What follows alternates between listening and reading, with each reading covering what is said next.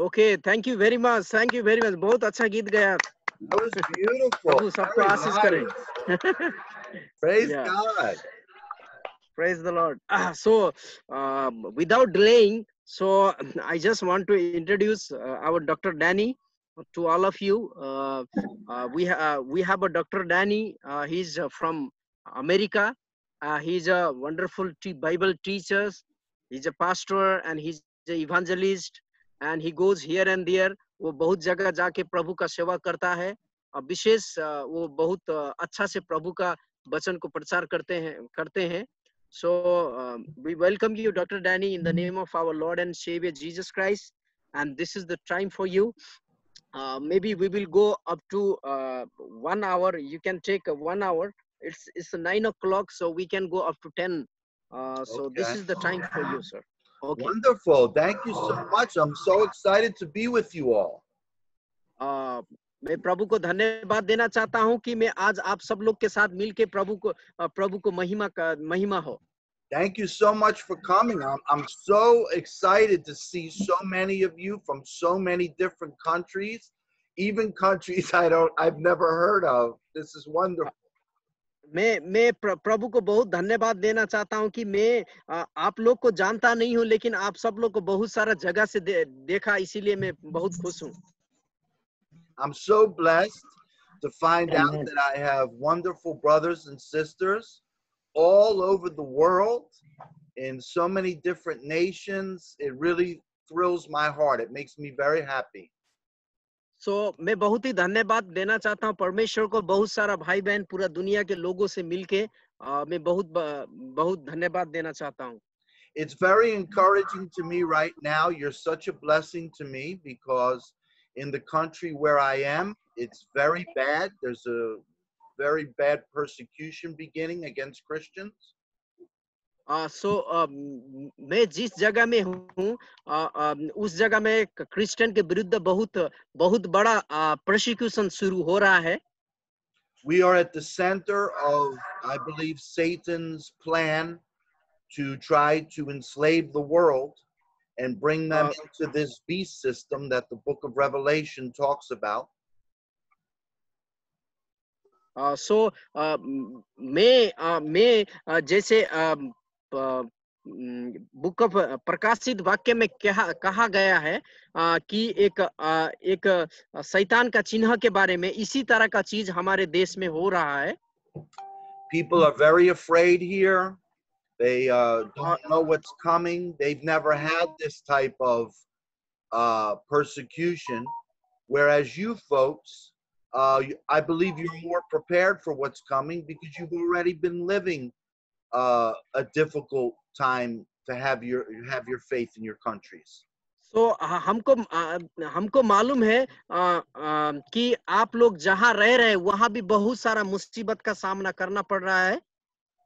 So I salute you and I honor you for standing in your faith against very difficult situations. And I ask you to please pray for the people here in the United States that the Lord would give them strength and courage and show them how to walk in a time of persecution. So मैं आप सब लोग को salute करता हूं कि आप बहुत ही मुसीबत भरी जगह में प्रभु की सेवा कर रहे हो, और मैं आपको यही बोल रहा हूं कि आप कंटिन्यू प्रभु का सेवा में लगे रहिए बोल के. Amen. Very quickly before I start teaching, is there anyone here that has been on the calls with us before that would like to share a testimony about what they received on the calls? So आप लोग में कोई है तो पिछले सप्ताह में आपने प्रभु के वचन से क्या सीखा, कुछ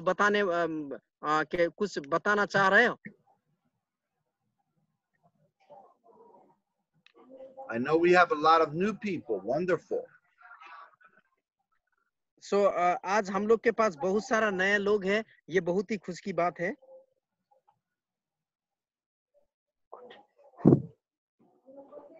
Do we have any people that were here before, or are these all new people, Brother Sagar? Yeah. We have the people. Okay.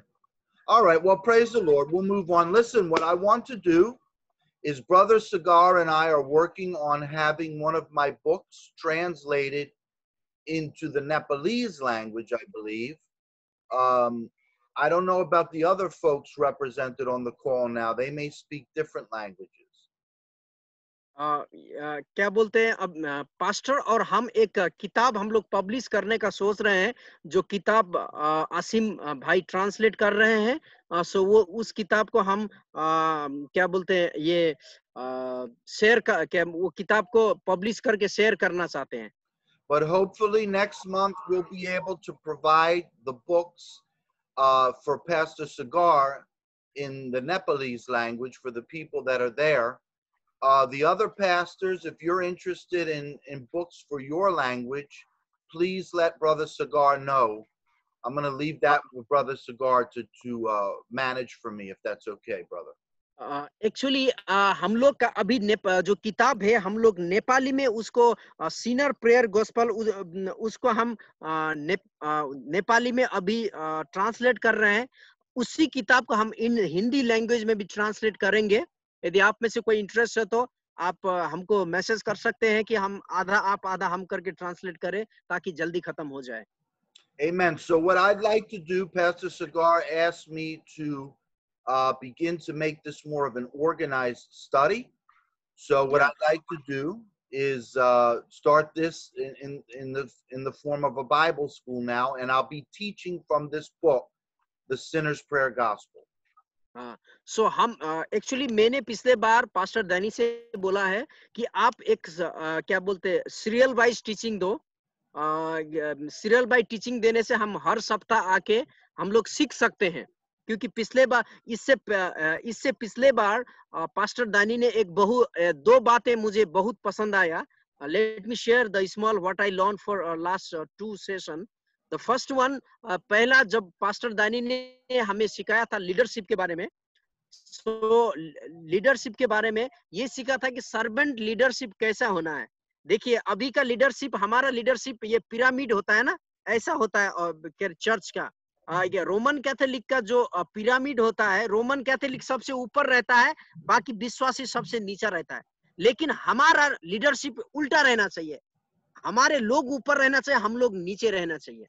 एक लीडरशिप का क्वालिटी, इससे सच में मेरे दिल में बहुत ही हमारे दिल में मेरे दिल को बहुत छुआ। हम लोग पास्टर बोल के सबसे ऊपर सोचते हैं, बाकी लोगों को तो आदमी नहीं गनते हैं, लेकिन हम लोग कुछ नहीं है। सबसे बेटर है वो लोग जो हमारे विश्वासी लोग हमारे लिए इम्पोर्टेंट। हम लोग नीचे होना है।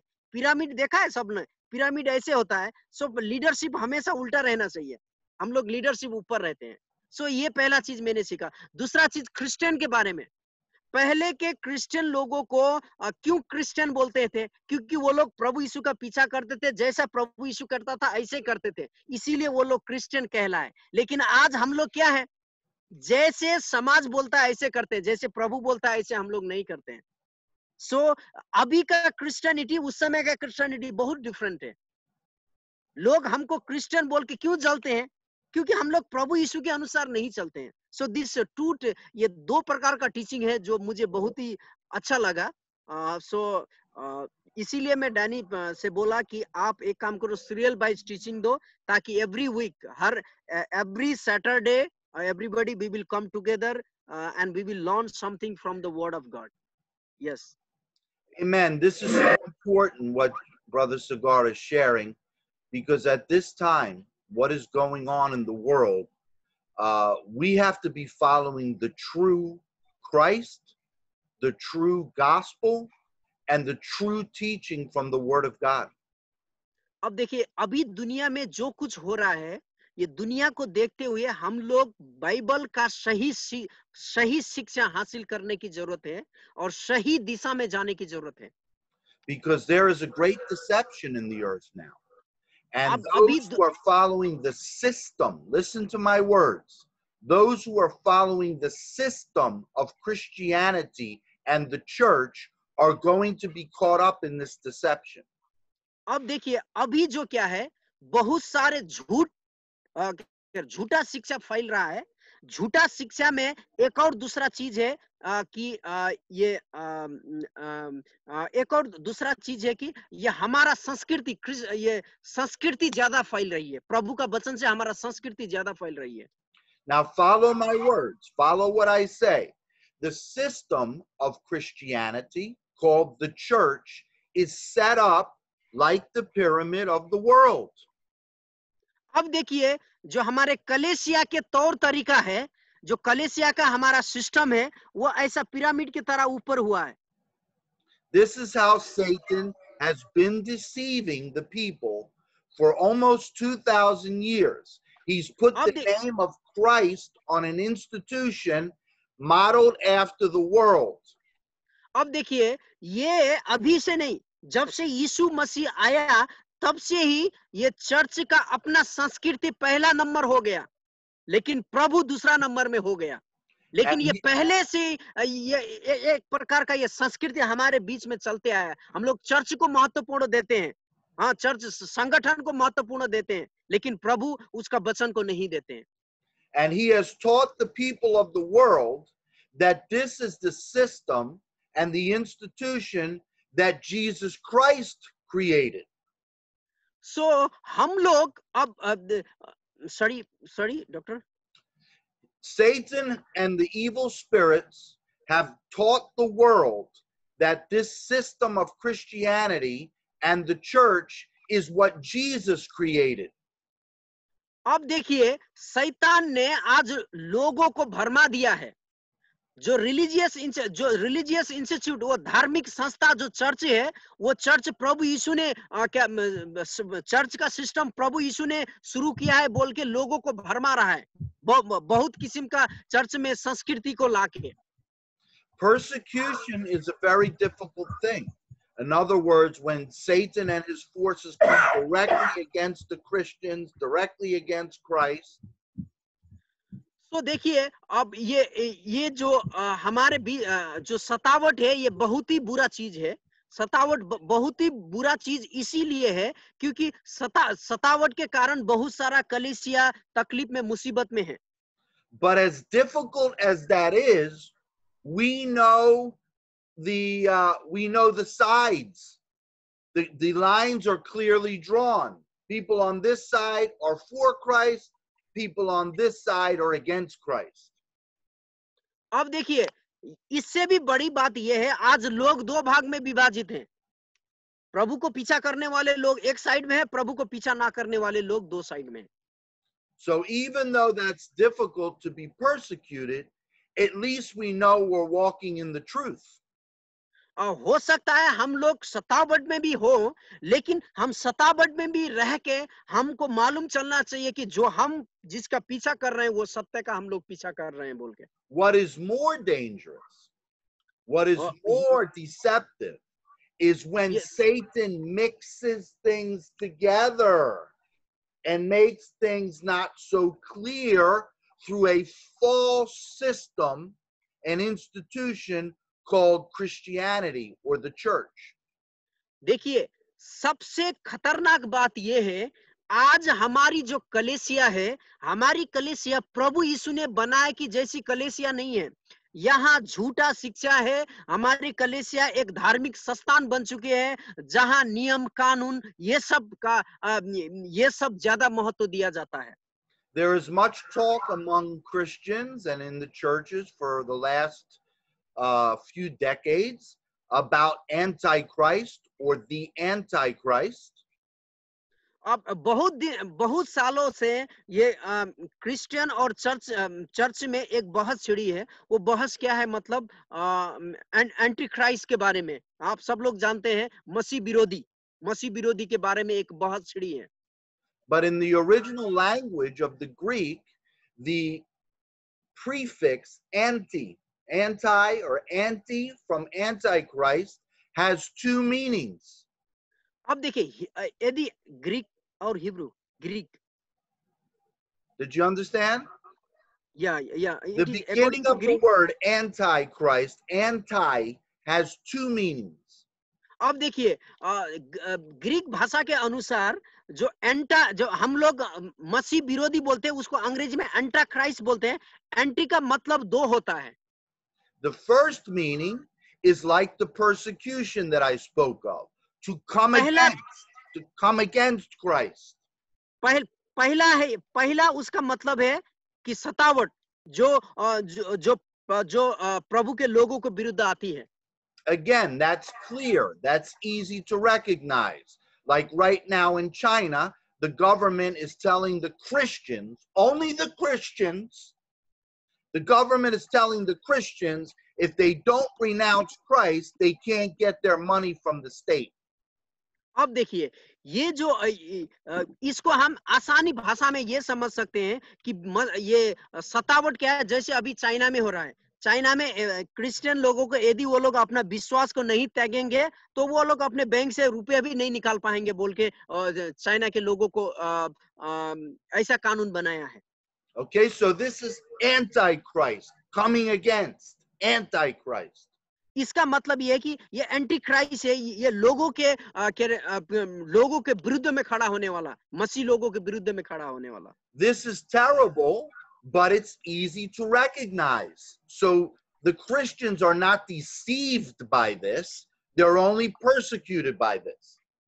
So अब देखिए यहाँ क्या होता है, ये क्रिश्चियन यहाँ क्या होता है, मसीह लोगों को सताया जाता है, वो जबरदस्ती मसीह लोगों को सताया जाता है।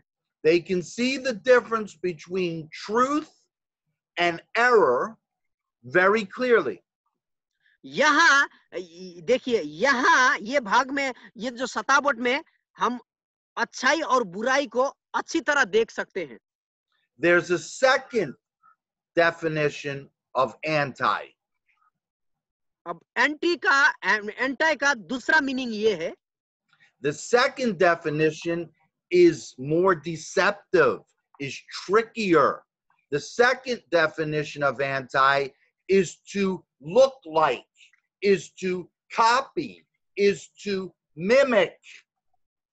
अब देखिए दूसरा एंटी का दूसरा मीनिंग है कि उसी के तरह दिखना, झूठ जो लोगों को भड़काना, उसको बोलते हैं एंटी, उसका दूसरा meaning. To pretend to be something, to pretend to represent something, but you are not really that thing. Okay, so अब देखिए ये एंटी क्राइस्ट में एंटी का दो मतलब समझाया। एक एंटी का मतलब है कि मसीह लोगों के विरुद्ध सतावट है, जिसको हम देख सकते हैं, जिसको सही और गलत हम छुटा सकते हैं। उसका दूसरा मीनिंग है मसीह के तरह देखना, मसीह के तरह मसीह होने जैसा ही नाटक करना, लेकिन वो वास्तव में मसीह नहीं है। Most Christians in the world, and especially where you are in your part of the world, understand the first antichrist very well. अब देखिए आज हम इंडिया और नेपाल में हम एंटाक्राइस्ट का पहला मीनिंग को समझ सकते हैं। उसका एंटाक्राइस्ट का पहला मीनिंग क्या है? सतावट है। वो सतावट को हम लोग समझ सकते हैं। You know what it means when the government, when the other religions, when the sinners come against your faith and hate you for your faith and persecute you for your faith. You can see that clearly. अब आप ये सतावट का आप देख सकते हो, जब लोग हमारे विरुद्ध में चढ़ते हैं, जो हमारा सरकार हमारे विरुद्ध में कोई काम करती है, उसको हम समझ सकते हैं। इसका एंटी का पहला अर्थ को हम समझ सकते हैं। But the second one is not so easy to recognize. It's much more deceptive. लेकिन इसका दूसरा अर्थ है, उसको हम समझ नहीं सकते हैं। ये बहुत बड़ा झूठ है जो हमको सच्चा लगता है। So as negative as it seems for what is going on in my part of the world now, it's actually making it clearer for real believers in Christ to see who is truly for Christ and who is truly against Christ. अब देखिए ये अभी हम इनके दुनिया में मानो कि इनके देश में ये बात अभी ये लोग को मालूम चल रहा है, कौन सच में यीशु के लिए है, कौन सच में यीशु के विरुद्ध में है। From the time I was a child, I grew up in this culture with this mixture. Okay, this church thing. You didn't really know clearly who was for Christ and who was not for Christ because there was no persecution directly against Christ. अब देखिए, ये जैसे Danny बोल रहे हैं, ये छोटे से ऐसी चर्च में ये बड़े हैं जिस चर्च में कौन यीशु के लिए खड़ा होता है, कौन यीशु के विरुद्ध में खड़ा होता है, इनको मालूम नहीं था। अब इसका मतलब है इनको ये दूसरा, ये एंटी क्राइस्ट का दूसरा मीनिंग मालूम नहीं था। So many people here, even Christian leaders and pastors and churches, have believed that they have been following Christ and the Word of God because they go to a church that says it's Christian, they pray to Jesus as a Christian, but yet the teachings are not Christian. अब देखिए, बहुत सारे मसीह leader लोग हैं, मसीह वक्ता लोग, वो लोग अपने आप को क्रिश्चियन मानते हैं क्योंकि वो चर्च जाते हैं, प्रचार करते हैं, लेकिन उनका प्रचार, उनकी जीवन मसीह प्रभु यीशु के तरह नहीं है। The teachings are still based on the pyramid of the world. और उनका अभी जो टीचिंग है ये पिरामिड के तरह, ऊंचा पिरामिड के तरह है। सबसे पहले वही लोग हैं। There's the deception. So we're going to read scripture today. We're going to read a scripture where Jesus talks about this. ये एक झूठ के समान है क्योंकि लीडर सबसे ऊपर, बाकी सब लोग नीचे। हम लोग इसके बारे में अभी परमेश्वर का वचन से पढ़ेंगे। If someone has a Bible and they can go to the New Testament, the first book of the New Testament, the book of Matthew. किसी के पास बाइबल है तो पढ़ दीजिए पास्टर सिमोन, मती रती सुसमाचार। Matthew chapter 24. मती की किताब उसका 24 अध्याय, verses 3 through 13. Matthew 24 verses 3 through 13. मत्ती का किताब उसका 24 अध्याय 3 से लेके 33 तक। If someone can read that. 3 to 33. 3 to 13, 1 3. या 3 से लेके 13 तक। पास्टर जी पढ़िए तो। जब वह जैतून पहाड़ पर बैठा था तो चेले ने एकांत में उसके पास आकर कहा, हमें बता कि ये बातें कब होगी, तेरे आने का और जगत के अंत का क्या चिन्ह होगा। यीशु ने उनको उत्तर दिया, ये सावधान रहो, कोई तुम्हें ना भरमाने पाए, क्योंकि बहुत से ऐसे होंगे जो मेरे नाम से आकर कहेंगे मैं मसीह हूँ, और बहुतों को भरमाएंगे। तुम लड़ाइयों की चर्चा सुनोगे तो घबरा ना जाना, क्योंकि इनका होना अवश्य है, परंतु उस समय अंत ना होगा, क्योंकि जाति पर जाति और राज पर राज चढ़ाई करेंगे और जगह जगह अकाल पड़ेंगे और भूकंप होंगे। ये सब बातें पीढ़ाओं का आरंभ होगी, तब वे क्लेश देने के लिए तुम्हें पकड़वाएंगे और तुम्हें मार डालेंगे, और मेरे नाम के कारण सब जातियों के लोग तुमसे बैर रखेंगे। ये तब बहुत से ठक्कर खाएंगे और एक दूसरे को पकड़वाएंगे और एक दूसरे से बैर रखेंगे।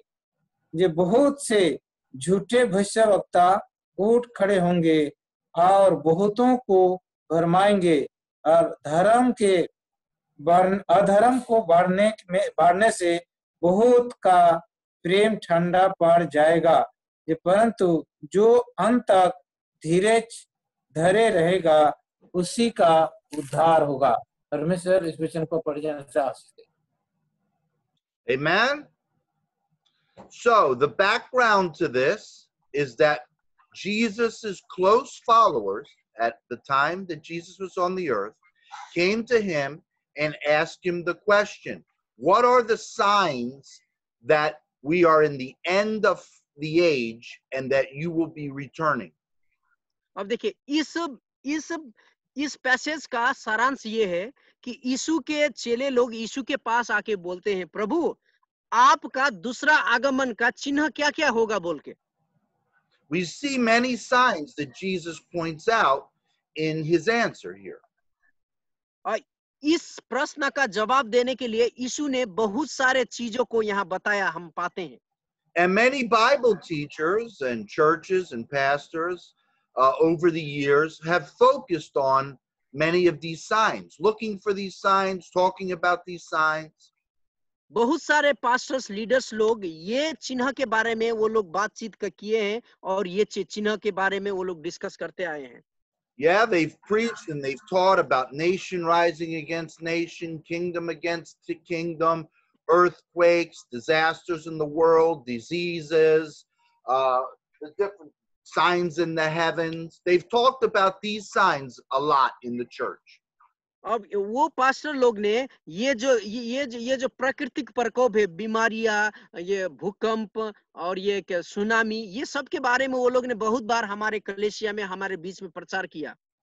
And these are important. Jesus gave us these signs so we could know some of the signs of when his coming is. But what sticks out to me is what Jesus saw as most important.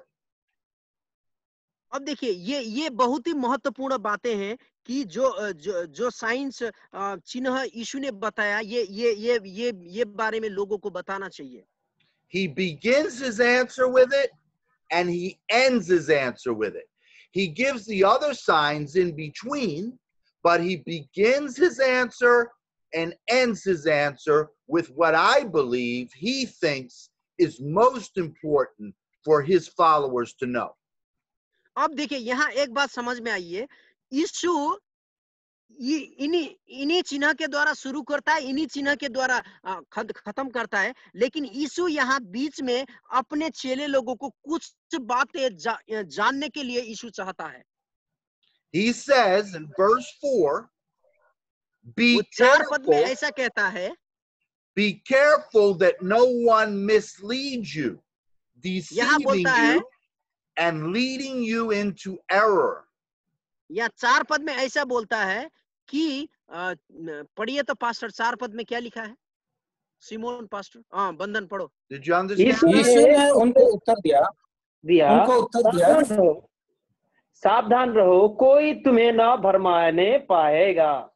हाँ, सावधान रहो कोई तुम्हें भरमाने ना पाएगा। ये Now listen, look at the signs that Jesus gives: earthquakes, pestilences, wars. I mean, these are terrible things, but yet Jesus doesn't start with those things because to him, that's not what's most important for them to know.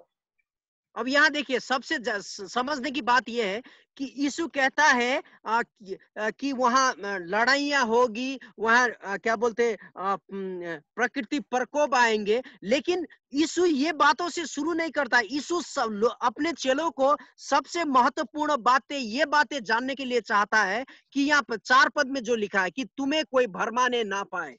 He starts with what he believes is the most dangerous thing. And the most dangerous thing is deception. Deception coming to the believers as false teachings and false doctrines. अब देखिए, यीशु सबसे महत्वपूर्ण बातें अपने चेलों को बोल रहा है कि झूठा शिक्षा के बारे में। मीन्स झूठा शिक्षा जो मसीह लोगों को भड़काता है, जो मसीह लोगों को बीच में आने वाला चीजों है, उस चीजों को यहाँ यीशु अपने चेलों को बोल रहा है कि तुम्हें कोई भरमाने ना पाए बोल के। He says, be careful that no one misleads you, deceives you, or brings you into error. अब यहाँ प्रभु बोलता है कि चौकन्ना रहो कि तुम्हें कोई भरमाने ना पाए। जो अगर कोई तुम्हें भरमाता है तो तुम्हें परमेश्वर से अलग करेगा। ये बातें यीशु सिखाना चाह रहा है। Well, you say, how will the Christians go into error? How, I mean, it'll be so easy that people are coming with different religions, different beliefs, or they're coming against Christ. How will they go into error? अब आप सोच रहे होंगे कैसे मसीह लोग गलत रास्ते में जा सकते हैं, कैसे मसीह लोग गलत कर सकते हैं, क्योंकि दूसरे लोगों के, दूसरे धर्म के लोगों हमारे धर्म में विश्वास करके, हमारे यीशु में विश्वास करके चर्च में आते हैं, तो हम कैसे गलत रास्ता में जा सकते हैं? आप ये सोच सकते हो। Won't it be easy to tell the difference? That those who are in error, who are against Christ, will not be in the Christian church. हम ये बहुत ही आसान है ना बोलने के लिए। जो लोग गलत हैं वो लोग मसीह नहीं है और वो लोग चर्च में होना नहीं चाहिए बोल के हम लोग ऐसा सोचते हैं। But here's the twist. Here's the twist.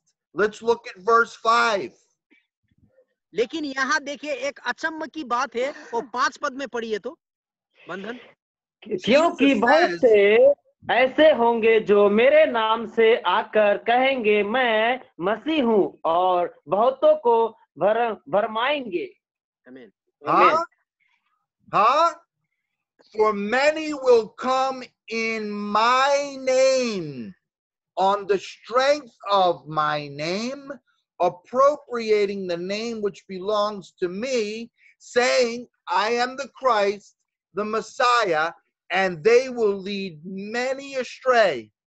देखिए जैसे ये वचन में बोला है कि बहुत सारे लोग मेरे नाम में आएंगे, इसका मतलब बहुत सारे लोग मसीह बन के, मसीह जैसा होके दुनिया में आएंगे और प्रभु के लोगों को भटकाएंगे, बोलने वाला बात यहाँ लिखा है। This is the second definition of antichrist. They come saying, I am of Christ. I represent Christ. I believe Christ is the Messiah.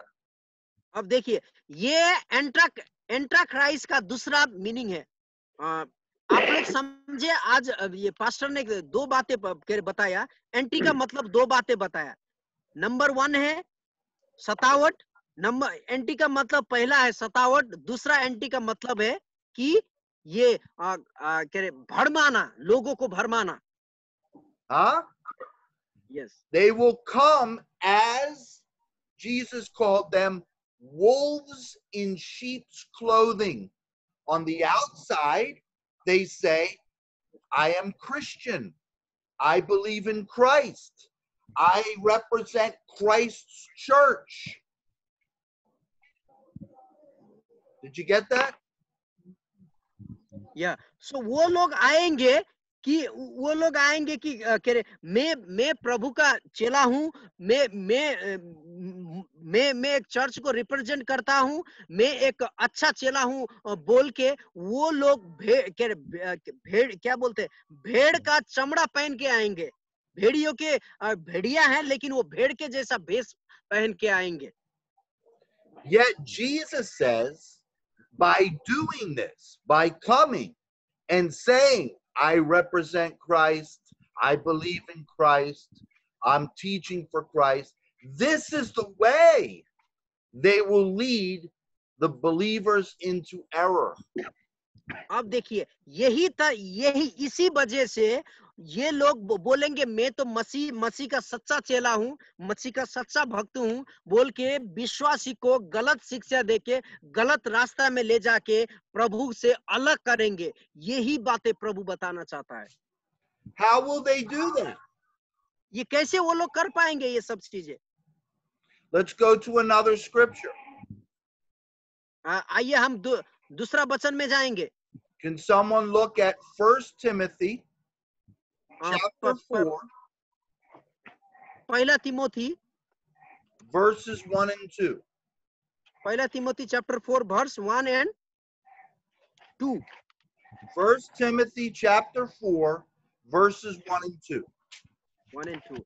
देखियो पहला तिमोथी chapter 4 verse 1 and 2 मैं स्क्रीन में भी दे दिया, देख सकते हैं आप लोग।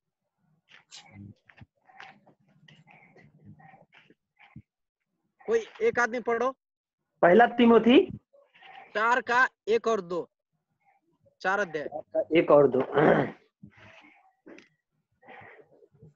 परंतु आत्मा स्पष्टता से कहता है कि आने वाले समय में कितने लोग भरमाने वाली आत्माओं और दुष्टात्माओं की शिक्षाओं पर मन लगाकर शिक्षा से बहक जाएंगे। यह उन झूठे मनुष्य के कपट के कारण होगा जिनका विवेक मानो जलते हुए लोहे के दाग लगा है। आमीन। Now, brother, go to 2 Timothy chapter 4. अब जाइए दूसरा तिमोथी 4 अध्याय and read verses 2 and 3. 2 और 3। 2 Timothy 4, verses 2 and 3. वचन का प्रचार कर समय और असमय तैयार रह, सब प्रकार की सहनशीलता और शिक्षा के साथ उल्लाहना दे और डाह और समझा, क्योंकि ऐसा समय आएगा जब लोग खरा उपदेश न सह सकेंगे, पर कानों की खुजली के कारण अपनी भविष्यवाणियों के अनुसार अपने लिए बहुत से उपदेश बटेर लेंगे। Amen. So what are these scriptures saying? And ये who are वचन these क्या scriptures speaking ये वचन to? क्या हमको सिखाती हैं? Who Sorry? are these scriptures speaking to? ये जो वचन है किसके बारे में बात कर रहा है? Is the apostle speaking to the sinners, the people of the world? Is that who the scriptures were written for? क्या इसमें प्रेरित पत्रुस क्या ये पापी लोगों के बारे में बात कर रहा है, दुष्ट लोगों के बारे में बात कर रहा है? No, these letters of Paul were not put in the newspaper. They were not for the worldly people. These letters were sent to the ecclesia, to the assemblies of Christ. ये पत्री किसी लोगों के लिए नहीं है, ये पत्री कलीसिया के एक्लेसिया के लिए है, ये कलीसिया के लिए है। Why were they not sent to the world? ये पत्री क्यों दुनिया को नहीं भेजा? क्योंकि ये दुनिया के लिए नहीं था, ये पत्री कलीसिया के लिए था, इसीलिए कलीसिया को भेजा है। Well, what does 1 Timothy 4 say? It says, many shall depart from the faith. या पहला तिमोथी 4 में क्या बोलता है? बहुत सारे लोग अपने विश्वास से भटक जाएंगे बोल के। People in the world have not come to the faith. So how can they depart from the faith? अब देखिए, जहां दुनिया के लोग प्रभु को विश्वास ही नहीं किए हैं, तो कैसे जो विश्वास में लोग हैं परमेश्वर का विश्वास से भटक जाएंगे? Have you ever thought about that? People from other religions or atheists that don't believe in God, and so they've never embraced the faith. So how can they depart from something they never had? अब देखिए, जो दूसरे विश्वास के लोग प्रभु को पाए नहीं हैं, लेकिन जो ऑलरेडी विश्वास में, वो कैसे विश्वास से भटक जाएंगे? In 2 Timothy it says that they will no longer endure sound doctrine. दूसरा तिमोथी इसलिए बात कर रहा है क्योंकि वो विश्वास से भटक जाएंगे, क्योंकि उन लोगों के पास अच्छी बाइबल की शिक्षा नहीं है। Well, people in the world and people from other religions have never been in sound doctrine. So दुनिया के लोग जो हैं, जो लोग हैं, वो लोग के पास परमेश्वर का अच्छा सही शिक्षा नहीं है, जिसके कारण वो लोग भटक जाएंगे। You see? So why would they not any longer be able to endure something they never had to begin with? So क्यों how could they stop listening to something they never listened to begin with? अब देखिए, वो लोग कैसे ये I confused. How can people stop following something they never followed to begin with? Okay, कैसे लोग कैसे लोग उन बातों का पीछा करेंगे जिस बातों को वो लोग कभी उसका पीछा नहीं किए हैं। They never believed to begin with. They never followed to begin with. So how could they depart from that? How could they stop enduring that? सो जो बातें वो लोग ने कभी सुना नहीं है, जो बातें का कभी वो लोग पीछा नहीं किया है, वो लोग कैसे उस बातें का पीछा कर पाएंगे? So this warning is not given to the world. This warning is not given to people of other religions. सो ये दुनिया इसीलिए ये पत्रियां है, बाइबल में पत्रियां है, इसीलिए ये दुनिया को नहीं दिया गया है और ये दुनिया के लिए नहीं है। Notice that Jesus says, many shall come in my name. यहाँ यीशु इसीलिए कहता है बहुत सारे लोग मेरे नाम से आएंगे। They will come in my name, saying they belong to me, saying I sent them, saying that they are teaching what I teach, but they will lead many astray. अब देखिए यहाँ यीशु बोलता है बहुत सारे लोग मेरे भेष में आएंगे, वो लोग मेरे हैं बोल के मेरे हैं बोल के बोलेंगे, मेरा वचन को सिखाएंगे, वही लोग बहुत सारे विश्वासी को विश्वास से भटकाएंगे। If they come in the name of another religion, if they come in the name of another prophet, if they come in the name of another God, they're not coming in Christ's name. अब देखिए यदि वो और दूसरा धर्म के नाम से आएंगे, दूसरा धर्म के लोगों के नाम से आएंगे, तो वो लोग प्रभु का विश्वासी को भड़का नहीं सकते हैं। And Christ's people will not be deceived because they will recognize, okay, he's talking about Allah, he's talking about Muhammad, he's talking about Buddha, he's talking about Shiva, he's talking about Brahma, he's talking about Hinduism. अब देखिए जैसे दूसरा धर्म के लोग यदि आएंगे तो मसीह लोग आसानी से पहचान लेंगे, क्यों आसानी से पहचान लेंगे, क्यों कि वो लोग क्या बोलते हैं दूसरे धर्म के धर्म का धर्म गुरु के नाम से आए हैं बोल के। This is not very tricky. Christians can see this right away. क्योंकि मसीह लोग इसको जान सकते हैं और मसीह लोग इसको पहचान सकते हैं। But when the Pope comes, for instance, when the Pope comes, or some other high official who says, I represent the Christian church, and teaches false things, it's not as easy to see through that. अब देखिए जैसे pope आके बोलेगा कि मैं एक church को represent करता हूं, अगर वो कुछ बातें को बताएगा तो ये बहुत आसान नहीं होगी उसका बातों को मना करना। Because they're coming on the authority of the name of Christ. क्योंकि वो लोग प्रभु यीशु की सामर्थ्य में आते हैं। And because they're coming on the authority of the name of Christ, the people say, well, he says he believes in Christ. What he's teaching me can't be wrong. Did you understand that? या यदि वो लोग प्रभु जैसे यदि वो लोग प्रभु के सामर्थ्य में आएंगे, प्रभु के नाम से आएंगे, तो लोगों को उनको इनकार करने में और पहचानने में थोड़ा दिक्कत आ जाएगी। He represents the church, and Jesus created the church. So if he's speaking in the name of Jesus and he's speaking in the name of the church, then he's with the right religion. अब देखिए यदि वो यदि pope church के नाम से कुछ बोलता है, क्योंकि चर्च को प्रभु ने बनाया है, यदि चर्च को प्रभु ने बनाया है, तो यदि वो चर्च के बारे में कोई गलत शिक्षा देता है तो लोग उसमें आसानी से पढ़ सकते हैं।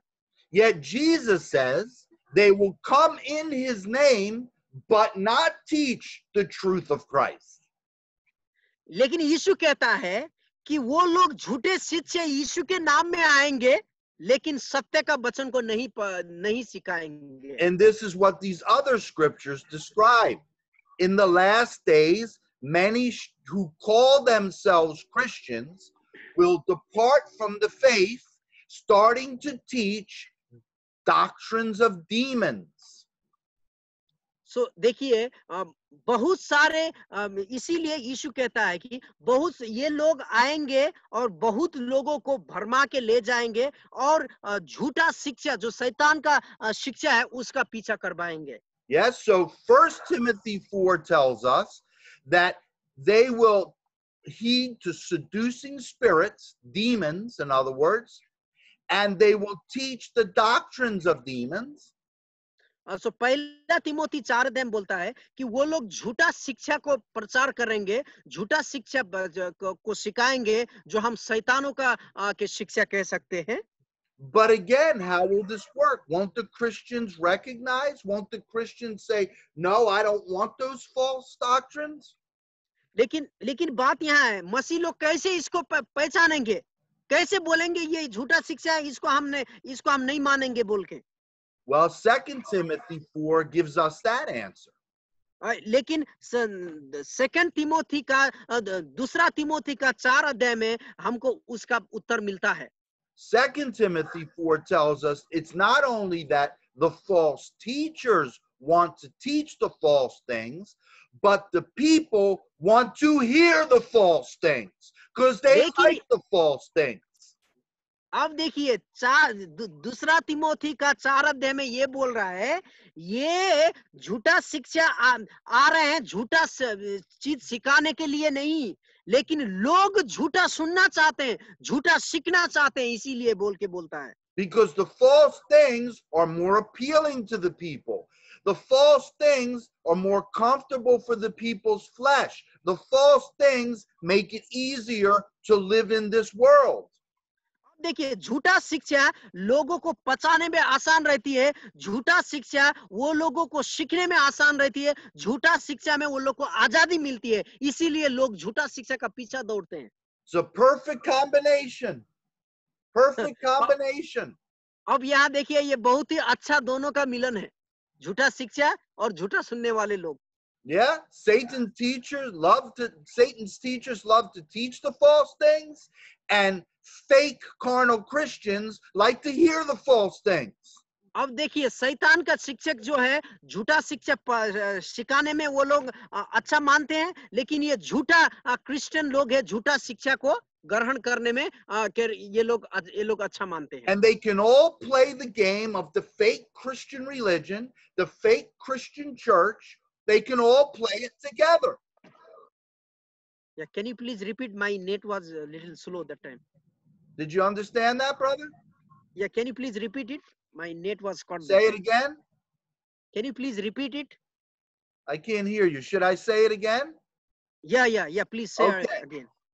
The teachers who come from Satan, who like to teach the false things, and the people who are fleshly and carnal and want to hear the false things can play this game together.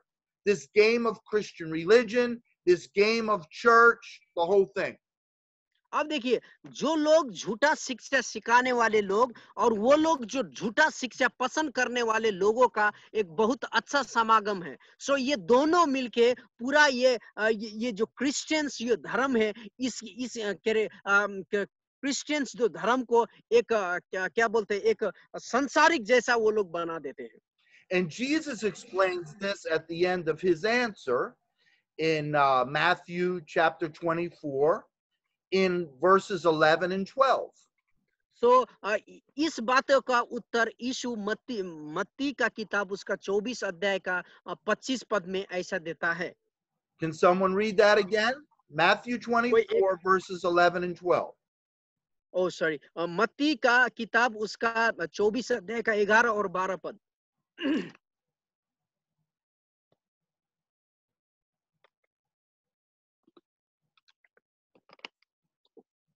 पढ़ेंगे जी पढ़ेंगे. हाँ पढ़ो. भविष्यवक्ता उठ खड़े होंगे और बहुतों को भरमाएंगे. अधर्म के बढ़ने से बहुतों का प्रेम ठंड ठंड पड़ जाएगा. Yeah. So we see the same thing here in Jesus's words as we see in the words of the Apostle Paul. अब देखिए जिस ये हमको ये जो यीशु के समय में जो चीज यीशु के समय में है वो चीज अपोस्टल के समय में भी था, We प्रेरितों see के the समय में two भी था. sides of one coin. One coin, two sides. अब यहाँ देखिए यहाँ देखिए एक चीज है दो तरफ. The first side, Jesus says, is that many false prophets will rise up and will deceive people and lead many people into error. अब पहला इसका पहलू ये है कि बहुत सारे झूठा शिक्षा आएंगे, झूठा चीजें को प्रचार करके बहुत सारे विश्वासी को भरमाएंगे. The second side of the coin tells us why the people are able to be led into error. अब देखिए दूसरा इसका पहलू ये बताता है कि क्यों लोग झूठा शिक्षा के को पसंद करते हैं. Jesus says the love of many shall grow cold. The great body of people who call themselves Christians shall grow cold because of all the lawlessness and iniquity that's going on in the earth. अब देखिए इसका उत्तर यीशु बोलता है क्योंकि लोगों का प्रेम सला के जा रहा है. लोगों का प्रेम सला के जाने के वजह से लोग अच्छी चीज को पकड़ नहीं सकते. There again, we have the combination. Satan's teachers in the church, teaching the false demonic stuff, and the people in the church wanting to hear nice things, worldly things, come together. Perfect combination for deception. अब देखिए यहाँ जो झूठा शिक्षा लोग हैं, झूठा शिक्षा के चर्च में प्रचार करने के लिए प्रचार करते हैं, लेकिन चर्च के लोग झूठा शिक्षा को सुनने में वो लोग बहुत उतावले हैं क्योंकि झूठा शिक्षा में बहुत सारा छूट मिलता है. बहुत सारा छूट मिलने के कारण ये दोनों का समागम बहुत बढ़िया है. So Jesus warned us 2,000 years ago. The Holy Spirit through the Apostle Paul warned us 2,000 years ago about this. अब देखिए यीशु ने 2000 साल पहले ये बातें के बारे में हमें चेतावनी दी थी.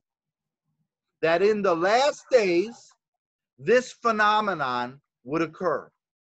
अब देखिए अंतिम समय में ये घटना घटेगी बोल के यीशु ने बताया. Why is this important for us to understand, especially as Christian leaders and pastors?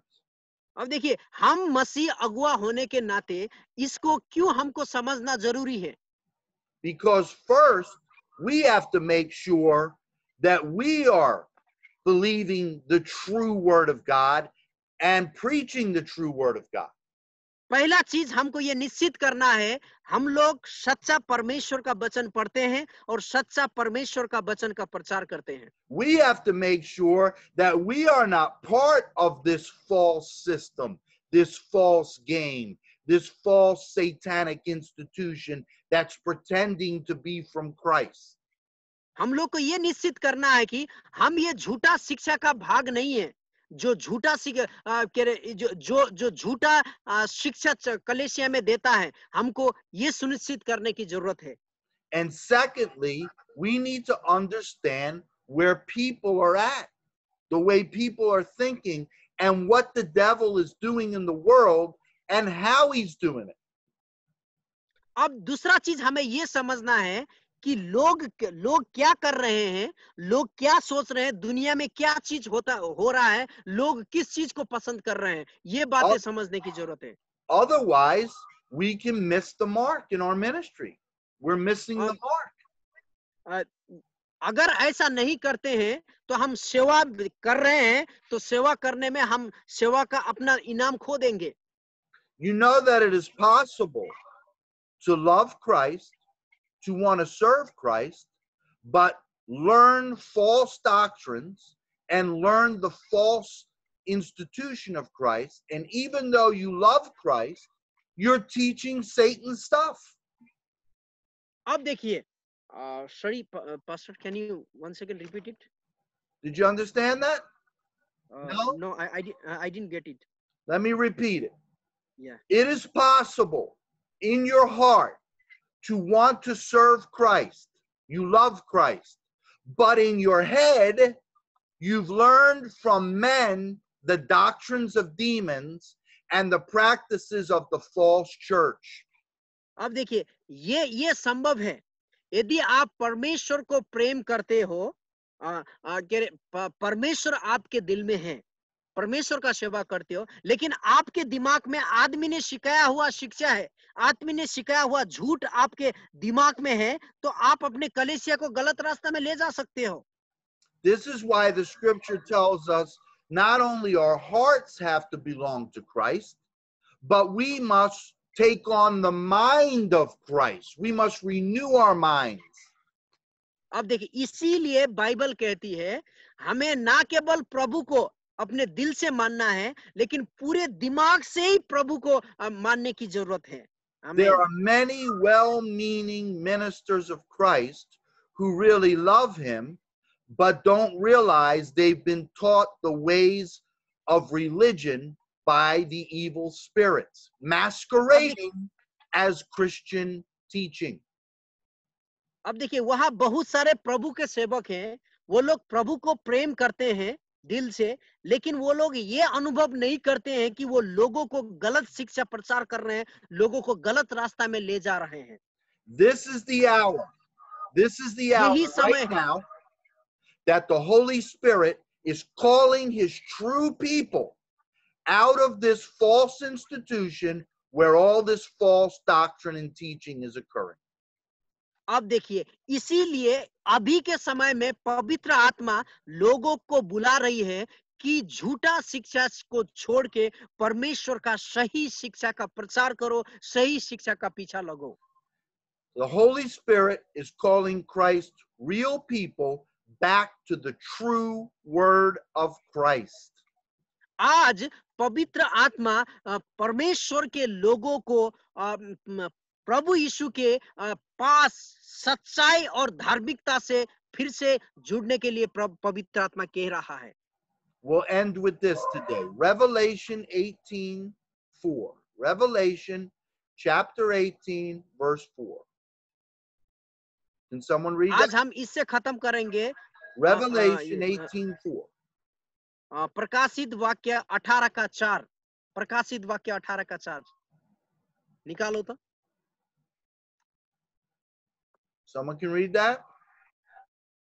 कोई पढ़ सकते हो? 18 का 4. फिर मैंने स्वर्ग से एक और शब्द सुना, हे मेरे लोगों, ये उसमें से निकाल आओ कि तुम उसके पापों में भागी ना हो और उसकी विपत्तियों में से कोई तुम पर आ ना पड़े. Amen. So what is the angel talking about? Who is the angel talking about? Mystery Babylon. अब देखिए, यहाँ स्वर्गदूत किस चीज के बारे में बात कर रहा है? The angel is talking about this false religious system, remember, the Bible is written to Christians. He's talking about this false Christian religious system that is in unity with the world and its wickedness. अब देखिए, यहाँ जो ये वचन में क्या बोल स्वर्गदूत एक ये अधर्म के बारे में बता रहा है. Come out of her. Who is she? अब ये बोल रहा है कि वहां से निकल आओ, तो वो कौन है जहां से निकल आओ बोल के ये क्या स्वर्गदूत बता रहा है. Revelation 17 tells us about a whore who rides the beast. The whore represents the religious system, the false church, the false bride of Christ, and the beast represents Satan and his worldly system. अब देखिए प्रकाशित वाक्य 17 अध्याय में वहां दो चीज पाते हैं हम। एक है व्यभिचार और दूसरा है बिस्ट ऑफ, क्या बोलते हैं बिस्ट, जानवर के बारे में पाते हैं ना। एक दो बातें के बातें हैं। सो ये जो ये व्यभिचार जो है, ये व्यभिचार क्या है, मतलब ये can you please explain the whore once again. The whore in Revelation 17, the prophet saw a whorish woman, and she had a cup in her hands, and in the cup in her hands was full of witchcraft and evil to deceive the nations. Also was full of the blood of Christians, and she was drunk with this cup, and she was riding the beast. Yeah. So what is the meaning of the horse and the beast? What is the meaning of what? Whore and beast. Oh, I'm sorry. Whore is harlot, prostitute. Okay. You understand that? Prostitute? Yeah. Harlot? Yeah. Whorish woman. Okay. Beast is what people are calling the Antichrist. The beast is Satan and his deception of pretending to be Christ on the earth through the world system. अब देखिए, जो हम प्रकाशित वाक्य 17 अध्याय में हमको मिलता है ना, वहां एक औरत है जो व्यभिचार करती है और वो जानवर के ऊपर आती है बोल के हम लोग मिलता है। सो वहां औरत का मतलब है एक क्या बोलते हैं, वो जो व्यभिचारी औरत का मतलब है कलेशिया कह रहे, और उसका ये सॉरी कलेशिया नहीं, जो कह रहे व्यभिचारी औरत, और वहां एक जानवर के बारे में है। जानवर का मतलब है शैतान, जो ये दुनिया जो लोगों को भड़माती है। So this is like an evil marriage, this combination, this mixture of false Christian religion with evil satanic rule and worship of the devil in the world. अब देखिए, ये जो प्रकाशित वाक्य में जो बात किया है, वो जो लेडी, वो क्या बोलते हैं, औरत और एक जानवर के बारे में, ये अभी झूठा कलेशिया और क्या बोलते हैं, ये शैतान के बारे में, शैतान का एक मिलन जैसा है। So this false bride, this whore, this false bride of Christ comes saying, I am of Christ, but the doctrine and practice is of Satan. अब देखिए ये जो बाइबल में यहाँ क्या बोलते, जो औरत है, ये क्या एक क्या बोलते व्यभिचारी स्त्री है। ये स्त्री जो है, can you please explain, I didn't get. Yeah. So this is what the angel is saying to come out of. Come out of this false mixture. अब देखिए, यहाँ स्वर्गदूत कहता है कि ये झूठ से निकल के आ जाओ, जैसे ये क्या बोलते 18 अध्याय में जो हमने पढ़ा। The true bride of Christ, the ecclesia, those that are called out of the world through Christ, need to come out of the false system of the religion of Christianity. अब देखिए, यहाँ एक बात ध्यान में सुनिए, जो सच्चा प्रभु यीशु की दुल्हन है, वो ये जो ये धार्मिक जो धार्मिक संगठन, जो धार्मिक तौर तरीकों से निकल के प्रभु यीशु का सच्चा शिक्षा में आने की जरूरत है। You understand? Do you क्या understand? आपको समझ आया? And Yes. those who stay under that false system and stay under that false teaching, because the people that are teaching it say they're Christian, are going to be deceived. That's what Jesus is warning about. अब ये याद देखिए, जो लोग Christian से, वो खुद ही एक मसीह लोगों से ही वो लोग कह रहे धोखा पाने वाले हैं। यही बातें यीशु वो हमें वहां सिखा रहा था, अपने चेलों को बता रहा था। Amen? So that's Amen. enough for today. We'll go more next week. I want you to think about that and pray about that. Am I following the real Christ, Am I following the person of Christ, the Holy Spirit, the real Word of God, or am I believing because this is called Christian, this is called church, that these people are teaching the way of Christ? अब देखिए हमको ये समझने की जरूरत है आज, क्या मैं सच्चा प्रभु यीशु का वचन लेके चल रहा हूँ, सच्चा प्रभु यीशु का वचन सिखा रहा हूँ, या तो मैं ये रिलीजियस सिस्टम, या तो मैं ये धार्मिक संस्थाओं के तरह धर्म के क्या बोलते धर्म के रीति रिवाज लोगों को बता रहा हूँ। ये बात में गौर करने की जरूरत है। Because remember, Jesus is saying here, many, not just a few, not here and there, many shall come in my name, saying, I am Christ, and are coming to deceive you. अब यह यीशु बोलता है, मेरे नाम से बहुत सारे लोग आएंगे और वो लोग भरमाएंगे तुम्हें। How are we not going to be deceived? How can we not? हम लोग कैसे नहीं भरमाएंगे, कैसे हम झूठ में नहीं फंसेंगे? By coming to the true person of Christ, the true person of the Holy Spirit, and learning the true Word of God. सो जब हम परमेश्वर का सच्चा वचन पढ़ेंगे, पवित्र आत्मा के अगुवाई में रहेंगे, तो हम ये शैतान का झूठ में नहीं फंसेंगे। And measuring that true Word of God up against what others say is the Christian way. अब देखिए, जो सच्चा वचन है, वो जो क्रिश्चियन कहलाते हैं, उन लोगों से फर्क है, अलग है। And the more you really learn the true Word of God, and you come to know the true Christ and Holy Spirit personally, the more you're going to recognize the false Christ and the false church. जितना ज्यादा प्रभु का वचन पढ़ोगे, जितना ज्यादा आप प्रभु का वचन पढ़ोगे, उतना ज्यादा आप जानोगे कि कौन सच्चा है, कौन झूठा है बोल के, और उतना ज्यादा पवित्र आत्मा के साथ आपकी संगति बने रहेगी और आप मजबूत होगे। Amen. आमीन। Amen.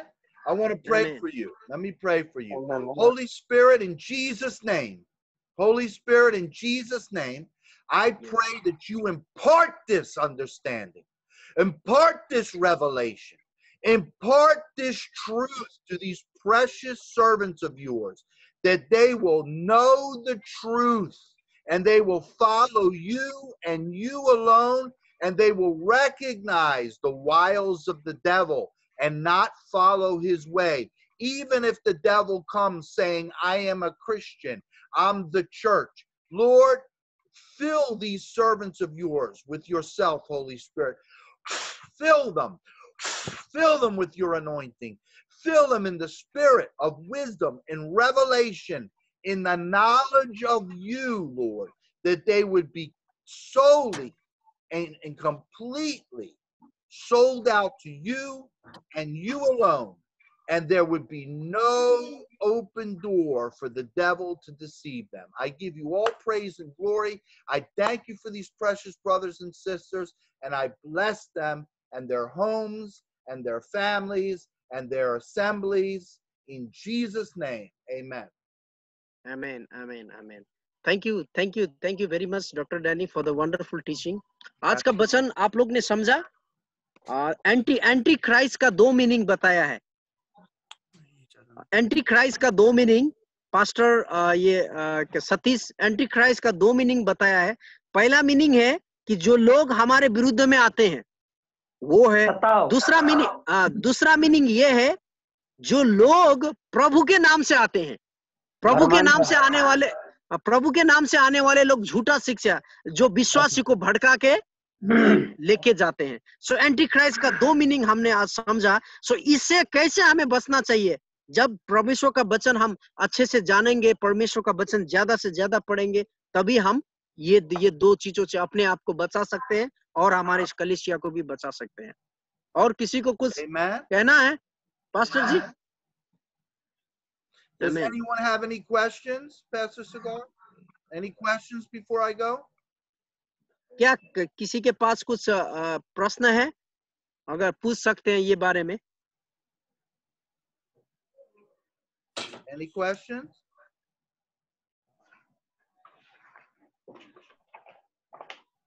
किसी के पास कुछ क्वेश्चन है तो पूछ सकते हैं। I think we have one brother from Himachal, brother Binod. Are you there? Yes, sir. Yes, sir. Okay, glad to have you in our this Bible study. So this brother Binod, he's from Himachal Pradesh. It is a hill station of North India. Wow. Hill God station. bless you, brother. He is working in a very remote area. So I just came to know through him by Facebook only. So I asked Okay. him to join our meeting. Bless Okay, you, brother. brother. Yeah. या किसी के पास या बताइए। परमेश्वर का धन्यवाद करते हैं, काफी कुछ सीखने को मिला है कि इस तरह से हमने झूठे शिक्षकों से बचना है, और पास्टर जी का बहुत बहुत धन्यवाद करते हैं कि इन्होंने बहुत अच्छे से हमें टीच किया कि किस प्रकार से हमने झूठे शिक्षकों को पहचानना है और हमने कैसे झूठी शिक्षा से बचना है। Thank you so much. Thank you so much. You're welcome, Okay, brother. he learned how to save ourselves from the false doctrine and false teaching, and how to save our believers. Amen. Praise the Lord. Hallelujah. So और कोई है? हाँ, मेरे पास एक सवाल था। हाँ, please. हाँ, सैमन बोल रहे हैं। हाँ, जैसे कि बहुत सा लोग आते हैं, पास्टर लोग, है ना, तो उसको हम लोग कैसे पहचानेंगे कि झूठा है कि सच्चा है? He's saying nowadays there are so many Bible teachers. How can we recognize he is a true or false? We have to know the word. इसके लिए हमें परमेश्वर का वचन सीखने की जरूरत है। I'll give you an example. वो एक उदाहरण दे रहे हैं। When people go to work for the bank, अगर work in a bank, जब लोग बैंक में काम करने के लिए जाते हैं, they have to learn about counterfeit money. Counterfeit, you know what that means? Fake money. So अगर वो बैंक में काम करने के लिए जाते तो वो लोग को बैंक में बैंक का सिस्टम जानना चाहिए उनको। Do you know how they teach them about this? आपको मालूम है वो कैसे सिखाते हैं बैंक में काम करने कर्मचारी? They don't teach them all the different counterfeit money because there's always new counterfeit money coming. हाँ, सो वो लोग अलग तरीका से उसको सिखाते नहीं है, क्योंकि वहाँ अलग अलग हमेशा अलग चीज होते रहता है। They teach them the real money. वो लोग बैंक में वो लोग को सही पैसा क्या है उसके बारे में सिखाते हैं। You understand? They teach them very well the real money, every aspect of the real money. So bank में जब हम बैंक कर्मचारी को वो लोग सिखाते हैं सच्चा पैसा कौन है और नकली पैसा कौन है, इसके बारे में सिखाते हैं। So if anyone comes with something different than the real money, they recognize it right away. यदि कोई अगर क्या बोलते हैं गलत पैसा लेके जाता है, नकली नोट लेके जाता, तो बैंक वाले जल्दी पकड़ लेते हैं, क्योंकि वो लोग पैसा को कैसे पहचानना है वो सिखाते हैं। वो लोग वो पैसा किस तरह रखना है वो नहीं। So this is the same with the teaching of Christ. We have to know the teaching of Christ from the Word of God so well, that if anybody comes with something different, we can recognize, that's not the Word of Christ. So इसीलिए हमें परमेश्वर का वचन सीखने की जरूरत है। जब हम परमेश्वर का वचन सीखते हैं, यदि कोई परमेश्वर का वचन से गलत बोलता है, तो परमेश्वर का वचन से अलग बोलता है, तो हमें क्या बोलते हैं वो उनको पहचान सकते हैं। We could never learn all the false things that Satan teaches. We would never be able to learn all that. He's always coming up with something new. But if we know the true word, then we won't be deceived. अब देखिए, शैतान जो झूठा शिक्षा है वो हमेशा नया चीज लेके आता है, उनके चीज को हम सीख नहीं सकते हैं। लेकिन हम परमेश्वर का वचन को अच्छे से सीखेंगे तो हम उनको पहचान सकते हैं। Amen. आमीन। Praise the Lord. Anyone else before I go? या और किसी के पास है? Anyone else have a question before I go? Yeah, I think everybody understood. Thank you so much for the wonderful teaching. May God All right, bless brother. you. I love Yeah. you all very much. God bless you. Thank you for taking your time to spend with me. And I bless you, and I look forward to see you next week. Okay? Okay. God bless you Okay. all. Okay. Thank you. Thank you. Bye Okay. bye. आइए हम let's have a small prayer and we will leave. आप क्या बोलते हैं